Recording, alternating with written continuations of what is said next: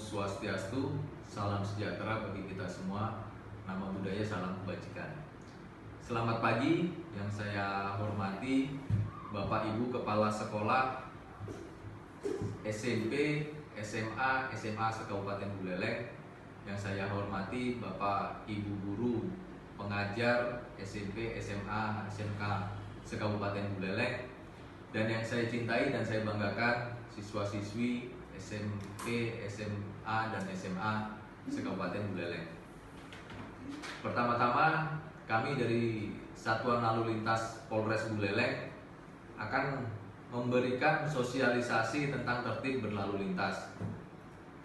Pada giat masa pengenalan lingkungan sekolah tahun ajaran 2020 ini, kami mohon maaf karena melaksanakan kegiatan sosialisasi ini menggunakan media daring karena adanya keterbatasan waktu, tempat, dan kesempatan karena harus menjangkau kepada seluruh siswa-siswi SMP, SMA maupun SMK se-Kabupaten Buleleng yang dilaksanakan secara bersama-sama.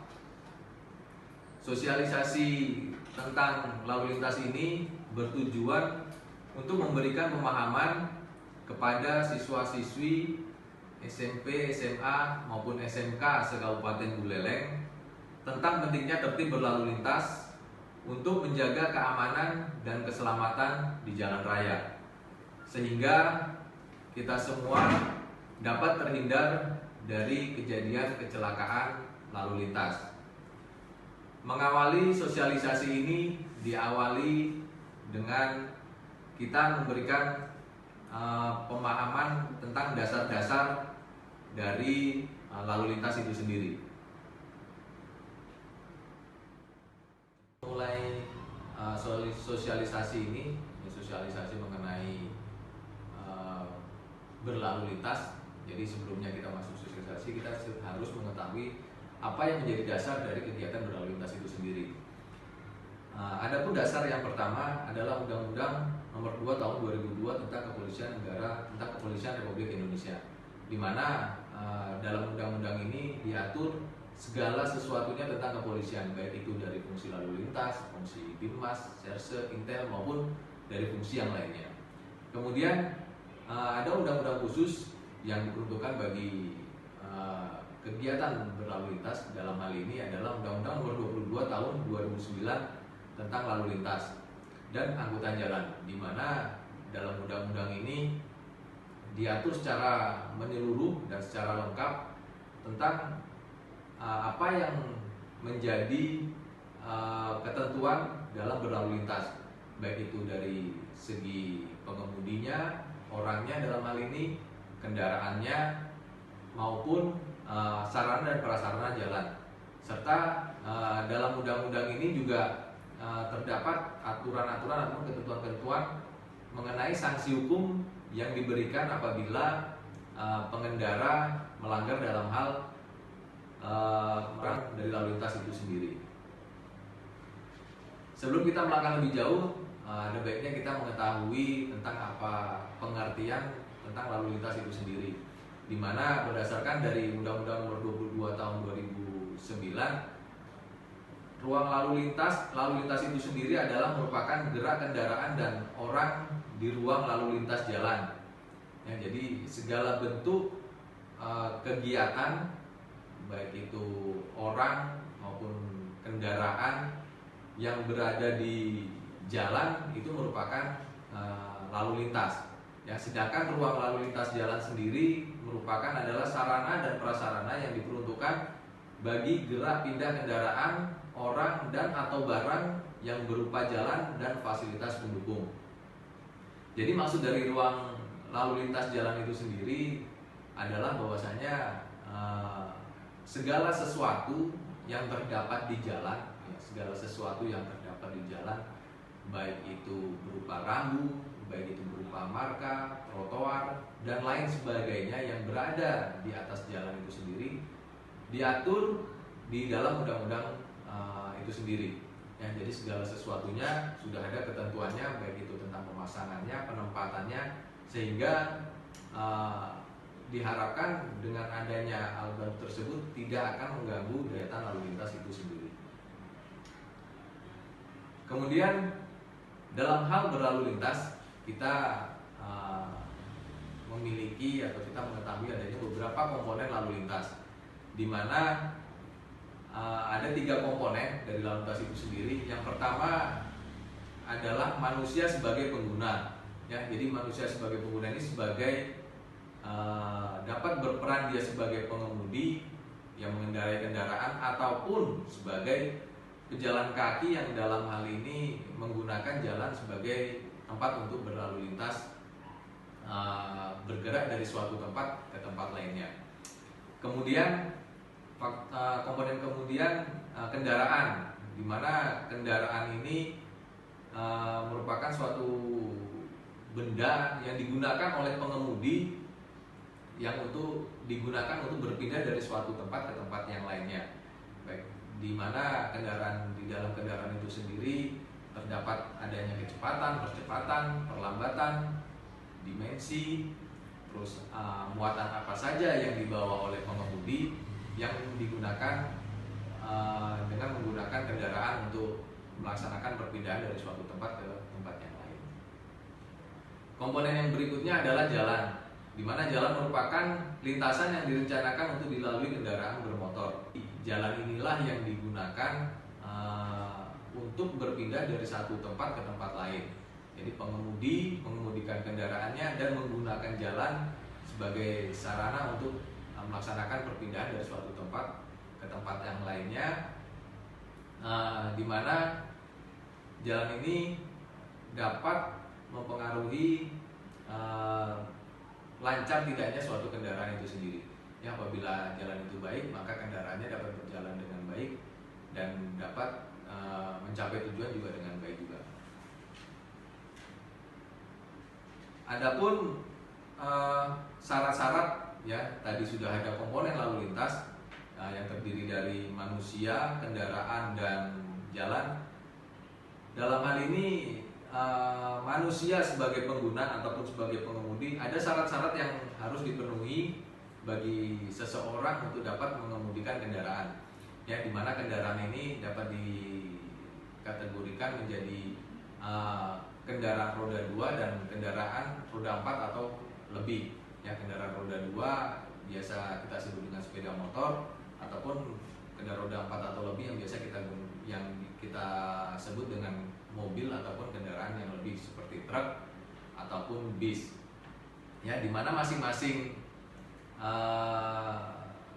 jenis kendaraan itu sendiri memiliki kriteria-kriteria atau syarat-syarat khusus bagi kita sebagai pengemudi, mempunyai syarat khusus untuk bisa mengemudikan kendaraan apa yang kita kendarai. Ya, seperti misalnya sepeda motor. Apabila kita menggunakan sepeda motor, ya paling kita harus memiliki syaratnya, yaitu kita harus memiliki SIM C.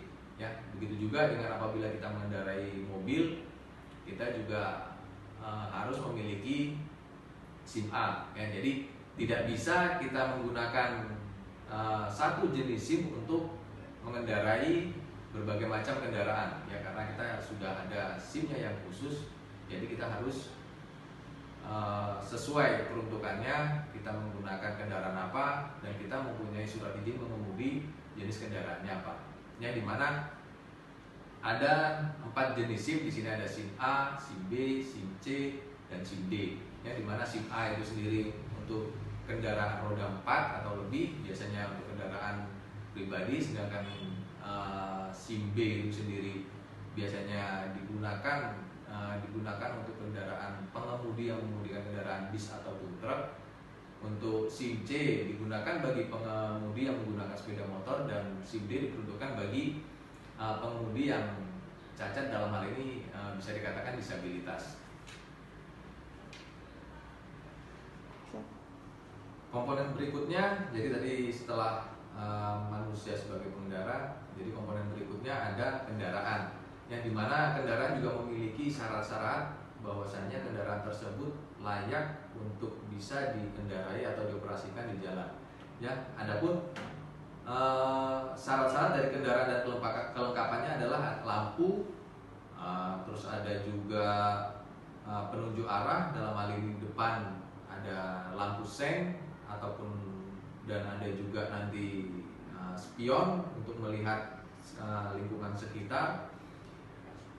Terus ada juga pemantul cahaya, jadi apabila pada saat malam hari terlihat kendaraan kita baik dari arah berlawanan maupun dari arah belakang. Dan yang tidak lupa juga harus ada lampu sebagai penerangan jalan ya. Jadi bahwasanya syarat kendaraan sudah ada sejak kendaraan tersebut kita beli ya. Jadi memang kendaraan itu sudah kelengkapannya secara standar untuk kendaraan bermotor sudah ada. Hanya saja mungkin ada beberapa orang yang ingin memodifikasinya, yang ingin merubahnya, bahkan ada yang menghilangkan salah satu syarat dari kendaraan tersebut, yang mungkin karena ingin mengikuti mode ataupun tren, yang bahwasanya sebetulnya kegiatan tersebut melanggar aturan dan yang lebih fatalnya lagi dapat menyebabkan kecelakaan ya, baik kepada diri sendiri maupun dari orang lain sebagai pengendara kendaraan bermotor di jalan. Kemudian komponen yang ketiga adanya jalan ya. Jadi jalan di sini juga ada syarat-syaratnya, bahwasanya jalan yang memang dia yang baik digunakan untuk berkendaraan, bahwasanya jalannya tuh dia harus baik ya. Ada lebar jalannya memadai, lingkungan jalannya juga, kontur jalannya juga, sifat jalan, apakah itu jalannya berupa jalan aspal ataupun jalan hot mix ya. Jadi semuanya ada ketentuan-ketentuannya, yang dimana klasifikasi dari jalan tersebut juga ada ya, apakah itu untuk kendaraan dengan berat tertentu ya. Jadi apabila melebihi dari berat tersebut, kendaraan tersebut tidak bisa melalui jalan itu ya, karena apabila melewati jalan tersebut dipaksakan, maka akan mengakibatkan jalan tersebut rusak. Selain itu ada juga pendukung dari jalan yang lain ya, baik itu berupa rambu-rambu, marka, lampu ya, yang nantinya itu dapat sebagai petunjuk bagi pengendara dalam hal berkendaraan ya, untuk berpindah dari satu tempat ke tempat lain. Dengan adanya 3 komponen tersebut, jadi apabila dari ketiga komponen tersebut mungkin ada yang tidak lengkap ataupun tidak ada, ya dapat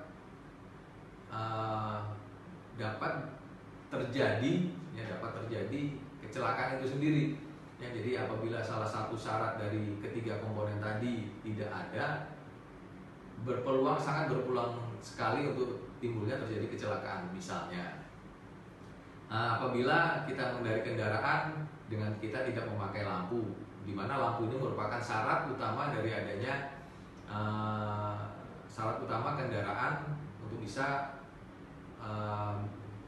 digunakan oleh pengemudi ya. Apabila tidak ada lampu kita gunakan pada saat malam hari, selain kita tidak dapat melihat jalan, di lain pihak lagi pengemudi lain yang melintasi jalan yang sama tidak akan mengetahui keberadaan kita, dan itu sangat berpotensi sekali untuk terjadinya kecelakaan ya, dimana penyebab utama terjadinya kecelakaan adalah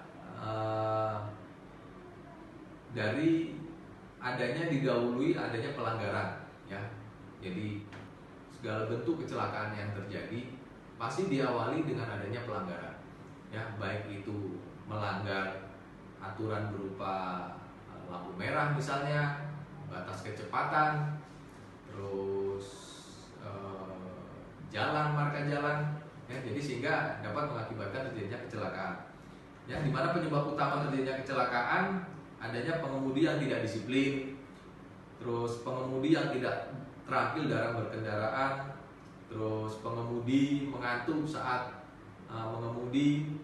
mengemudikan dengan kecepatan yang tinggi, tidak menggunakan jalur yang semestinya ya, dimana kalau dia berjalan pelan dia harus menggunakan lajur kiri, dan kalau apa mendahului dia menggunakan lajur kanan. Begitu juga apabila kendaraan roda 2 menggunakan lajur kiri ya, tidak menggunakan lajur kanan yang diperuntukkan bagi kendaraan roda 4 atau lebih. Selain itu, kendaraan yang tidak layak jalan yang dipaksakan seperti yang disampaikan tadi mungkin sudah ada dimodifikasi sedemikian rupa yang tadinya ingin mengikuti mode, tapi akhirnya malah dapat menimbulkan kecelakaan pada diri kita sendiri. Jalan yang licin ataupun jalan yang rusak juga dapat menimbulkan penyebab terjadinya kecelakaan lalu lintas. Kemudian saya sampaikan data laka lantas yang terjadi di wilayah Polres Buleleng ya, sebagai perbandingan tahun 2018 dan tahun 2019.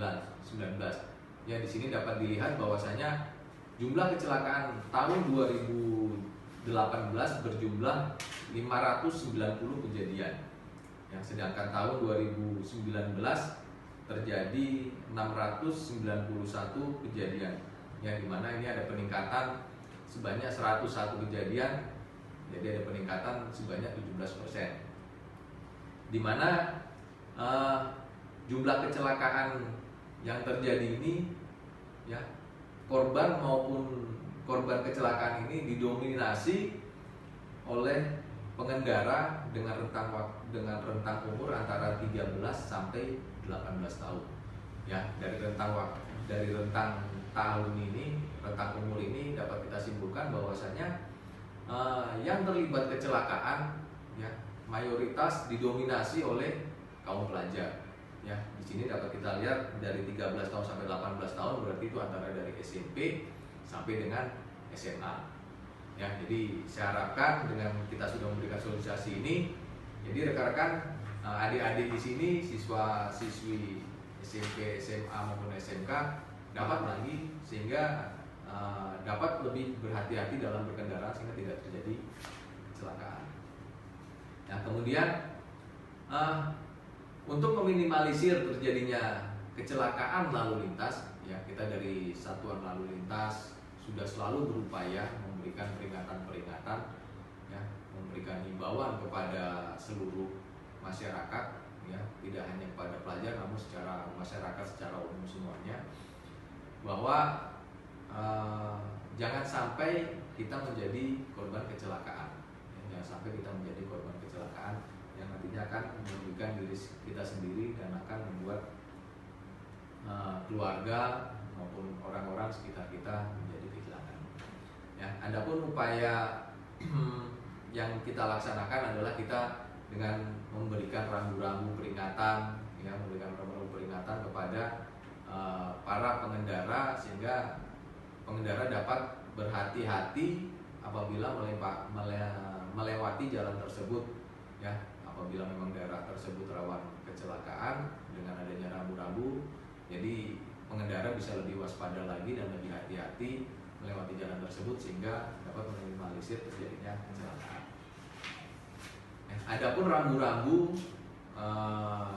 yang ada di lalu lintas kita bagi terlebih dahulu, ya. Jadi rambu-rambu itu sendiri ada 4, ya, di mana ada rambu yang bersifat peringatan, ada rambu yang bersifat larangan, menunjukkan larangan, ada rambu-rambu yang menunjukkan perintah, dan ada pula yang rambu-rambu yang bersifat petunjuk.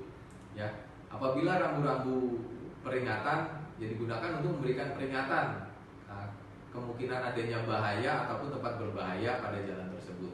Ya, apakah di situ rawan laka ataupun rawan terjadinya kecelakaan ataupun terjadinya bencana. Ya, di situ nanti akan diberikan rambu-rambu.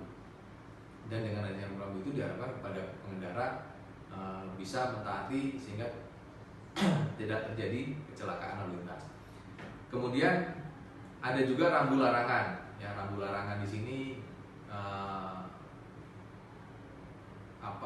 membuat masyarakat atau dalam hal ini pengendara untuk mematuhi.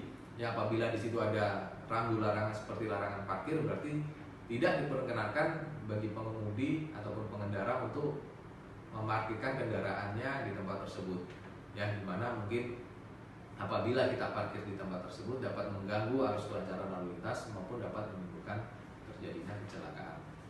Kemudian ada juga rambu yang bersifat bertujuan untuk rambu perintah, ya, dimana rambu perintah ini mewajibkan pengendara ataupun pengguna jalan untuk mematuhinya. Ya, apabila di situ sebagai contoh ada zebra cross, ada rambu zebra cross, nah peruntukan bagi pengguna jalan yang lain ya, untuk apabila ini menyeberang gunakanlah zebra cross tersebut ya, karena apabila kita sudah menyeberang di zebra cross maka kita akan dilindungi oleh undang-undang. Berbeda halnya apabila kita menyeberang secara sembarangan dan apabila terjadi kecelakaan maka kita dapat dipersalahkan di situ. Kemudian ada juga rambu petunjuk ya, di mana rambu ini digunakan untuk menunjukkan jurusan jalan ataupun keadaan dari situasi tempat tersebut. Ya, seperti kalau kita lihat ada petunjuk arah jalan menuju suatu tempat, nah, di situ kita bisa lebih tahu, jadi kita tidak tersasar atau tidak nyasar apabila kita berkendara. Kemudian apabila menunjukkan suatu tempat, misalnya ada tempat pengisian bahan bakar, nah, apabila kita ada rambu tersebut sehingga kita bisa mengantisipasi sehingga di perjalanan kita tidak terganggu. Kemudian selain rambu-rambu tadi yang bersifat permanen, ada juga alat pemberi isyarat lain yang berupa warna, yang berupa cahaya lampu di sini. Ya, seperti kita ketahui, seperti di perempatan jalan kita banyak melihat adanya rambu lalu lintas traffic light di sini, lampu lalu lintas yang berwarna merah, kuning, hijau. Ya, di situ ada artinya masing-masing, di mana kalau lampu lalu lintas menyala merah kita harus berhenti, apabila lampu kuning kita harus berhati-hati, dan lampu hijau kita dibenarkan untuk berjalan. Kemudian selain tadi kita sudah membahas masalah marka, masalah rambu, dan juga masalah alat pemberi isyarat yang berupa cahaya maupun warna, kita juga mengenal adanya marka jalan ya, di mana berdasarkan pasal 14 PP 43 tahun 93, marka jalan merupakan suatu tanda yang berada di permukaan jalan atau di atas jalan yang meliputi peralatan atau tanda garis yang membujur, melintang, garis serong, serta lambang lainnya ya, di mana marka yang berada di permukaan jalan ini berfungsi untuk mengarahkan arus lalu lintas yang membatasi daerah kepentingan lalu lintas ya. Jadi marka ini merupakan berbentuk garis yang berada di atas permukaan jalan ya, baik itu nanti garisnya bersifat putus-putus ataupun garis lurus ya, itu memiliki arti masing-masing ya. Jadi marka tanda berada di permukaan jalan yang meliputi garis, membujur, melintang, serong dan sebagainya, di mana memiliki arti sendiri ya. Apabila kita melihat adanya marka ataupun garis lurus yang biasanya ada di jalan, di tengah jalan, itu menandakan bahwasanya apabila ada garis tersebut kita tidak boleh melewatinya atau melintasi dari garis tersebut. Ada pula garis putus-putus yang mesti dengan peringatan ada marka di depan dan pembatas lajur. Ya, jadi garis putus-putus ini merupakan pembatas lajur antara lajur yang satu arah maupun yang dari berlawanan. Kemudian ada juga garis kombinasi antara garis yang lurus dengan garis putus-putus maupun kombinasi antara garis lurus dan dengan garis lurus. Jadi dua-duanya garis lurus. Kemudian kita tadi sudah membahas tentang komponen dari lalu lintas, baik itu dari manusia, kendaraan maupun jalan. Nah, sekarang kita memasuki tentang etika pengendara ya, etika dalam berlalu lintas ya, dimana apabila semua komponen tadi sudah terpenuhi, namun apabila kita tidak memahami etika dalam berlalu lintas, maka tidak menutup kemungkinan juga akan terjadinya suatu kecelakaan. Yang dimana etika merupakan suatu kesopanan ataupun sopan santun kita dalam berlalu lintas ya. Apabila kita menggunakan jalan dalam berkendaraan, nah di situ ada ketentuan-ketentuan yang bagaimana etika kita dalam berkendaraan di situ. Ya. Jadi etika berlalu lintas adalah tingkah laku para pemakai jalan dalam melaksanakan undang-undang dan peraturan lalu lintas serta norma sopan santun sesama pemakai jalan. Yang mungkin dapat diberikan contoh bahwasanya etika dalam berlalu lintas apabila kita ingin menyeberang, gitu kan. Kita ingin menyeberang, ya kita harus melihat kondisi sekitar, ya lihat kiri dan lihat kanan, apakah memungkinkan tidak kita untuk melakukan penyeberangan. Ya, jadi apabila memang tidak memungkinkan, ya kita harus menunggu bersabar sampai memang kondisi jalannya benar-benar memungkinkan untuk kita menyeberang. Ya, jadi apabila kita memaksakan untuk menyeberang pada situasi dan kondisinya tidak memungkinkan untuk melaksanakan penyeberangan tersebut, maka dapat menimbulkan adanya kecelakaan. Selain etika berlalu lintas, kita juga harus disiplin dalam berlalu lintas. Yang disiplin ini adalah perasaan taat dan patuh terhadap nilai-nilai norma yang dipercaya, termasuk melakukan pekerjaan tertentu yang menjadi tanggung jawabnya. Yang dimana disiplin ini bahwasanya apabila kita sebagai pengendara, ya kita harus disiplin dalam berkendara. Ya, apa saja yang harus digunakan pada saat berkendara, ya harus kita gunakan. Ya, seperti misalnya kita menggunakan sepeda motor, ya berarti kita harus menggunakan helm, ya sebagai pelindung dari diri kita apabila terjadi kecelakaan. Begitu juga apabila kita menggunakan kendaraan roda 4 ataupun lebih, ya mobil ataupun bisa truk. Nah, di situ ada alat keselamatan berupa sabuk pengaman. Ya, di situ kita juga harus menggunakan untuk menghindari apabila memang terjadi kecelakaan tidak berakibat fatal kepada kita sebagai pengemudinya.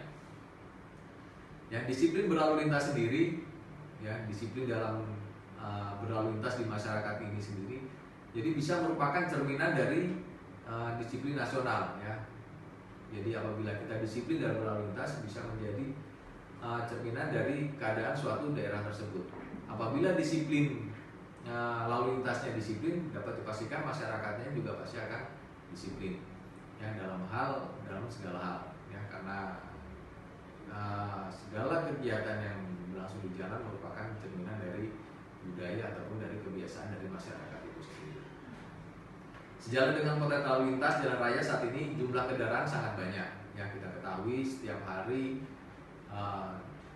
ada saja masyarakat yang membeli ataupun memiliki kendaraan. Ya, jadi diharapkan kepada pengemudi, terutama yang baru saja mengemudikan kendaraan, mungkin seperti yang sekarang sedang melaksanakan MNTS ini, kedepannya nanti mungkin akan membawa kendaraan, silakan untuk berhati-hati, ya menggunakan kendaraan dengan semestinya, ya jangan terlalu terburu-buru, ya, tidak kebut-kebutan, tidak berjalan zigzag, terus tidak mematuhi aturan yang lain, menerobos lampu merah, tidak menggunakan helm, yang nantinya dapat merugikan diri adik-adik sekalian maupun dari orang lain sebagai pengguna jalan yang lain. Terakhir kami sampaikan dari Satuan Lalu Lintas Polres Buleleng, kami akan menyampaikan himbauan keselamatan berlalu lintas di jalan raya, yang dimana kepada adik-adik di sini, siswa-siswi SMP, SMK, SMA yang mengendarai kendaraan, seyogianya sebelum kita menggunakan kendaraan, sebelum kita berangkat ke suatu tempat dengan menggunakan kendaraan, kita terlebih dahulu mengecek kondisi kendaraan, ya kondisi kendaraannya apakah layak atau tidak, memungkinkan atau tidak melaksanakan perjalanan. Selain itu juga kita juga harus memastikan bahwa diri kita dalam keadaan yang sehat, fit, dan tidak dalam keadaan sakit yang nantinya dapat mengganggu konsentrasi. Selalu menggunakan helm, ya dalam berkendaraan, khususnya untuk roda 2, selalu menggunakan helm yang berstandar SNI, yang yaitu ada standarnya masing-masing. Jadi apabila tidak menggunakan helm yang tidak standar, apabila kita mengalami kecelakaan malah dapat menimbulkan yang lebih parah lagi, menimbulkan luka yang lebih parah lagi, karena bukan hanya yang tadinya helm berfungsi untuk melindungi kepala kita, malah dapat melukai dari kepala kita itu sendiri. Kemudian pada saat berkendara, untuk tidak pada saat berkendara tidak menggunakan handphone, ya, tidak mengoperasikan handphone kita, ya, baik itu berupa suara, menelpon ataupun membalas, apalagi kita membahas SMS ataupun WA, ya. Jadi kita harus berkonsentrasi apabila saat sedang berkendara. Kemudian saat mengemudi harus dalam kondisi sadar, ya, harus dalam kondisi sadar, kondisi fit, ya, tidak dalam pengaruh alkohol ataupun mabuk-mabukan ataupun pengaruh dari narkoba yang lainnya, ya. Kita harus dalam kondisi sadar, karena apabila kita mengemudikan dalam kondisi tidak sadar, bukan hanya berakibat fatal pada diri kita, ataupun kepada pengendara kendaraan yang lainnya. Kemudian pada saat di persimpangan, ya, tidak kebut-kebutan, tidak menyelonong saja, patuhi aturan yang ada di situ. Bila di persimpangan itu ada lampu merah, ditaati kapan dia berhenti, kapan kita jalan, sehingga tidak menyebabkan kecelakaan lalu lintas. Patuhi dan disiplin terhadap ketentuan tata cara berlalu lintas. Yang memasuki jalan utama, pada saat kita menyeberang harus lihat kiri kanan. Jadi jangan hanya kita langsung masuk saja, tapi kita harus melihat kondisi sekitar untuk memastikan bahwa kita dalam posisi yang aman. Jadi tidak mengganggu pengendara yang lain untuk melintas. Budayakan tertib, beretika, sopan santun di jalan raya, selalu safety riding dan tidak konvoy, ya, tadi tidak kebut-kebutan, kendaraannya sesuai dengan standarnya, dan tidak menggunakan knalpot yang tidak standar, ya. Jadi gunakan kendaraan itu dengan standar yang sudah ada dari produksinya, ya. Jadi dari pabriknya sudah seperti itu, sudah sesuai dengan standar dan sesuai dengan keselamatan, gunakanlah itu, tidak diganti-ganti kembali. Terus yang terakhir, adik-adik di sini merupakan siswa-siswi SMP, SMA, SMK yang merupakan pelajar di sini yang nantinya akan menjadi penerus bangsa dan penerus generasi ke depannya. Saya mengajak di sini Satuan Lalu Lintas mengajak untuk adik-adik sebagai pelopor keselamatan berlalu lintas. Ya, jadi dari adik-adik sendiri nanti disampaikan kepada rekan-rekan yang lain, kepada keluarganya, kepada orang tua untuk selalu tertib berlalu lintas. Ya, jadi jangan sampai adik-adik ataupun keluarga atau saudara adik-adik di sini yang menjadi korban kecelakaan lalu lintas. Sekian sosialisasi ini yang dapat kami sampaikan. Diharapkan kepada adik-adik siswa-siswi SMP, SMA, dan SMK se-Kabupaten Buleleng setelah mendapatkan sosialisasi ini dapat mentaati segala peraturan berlalu lintas dan melaksanakan apa yang menjadi ketentuan dan aturan dalam berlalu lintas. Mari kita jadikan Bali tertib berlalu lintas.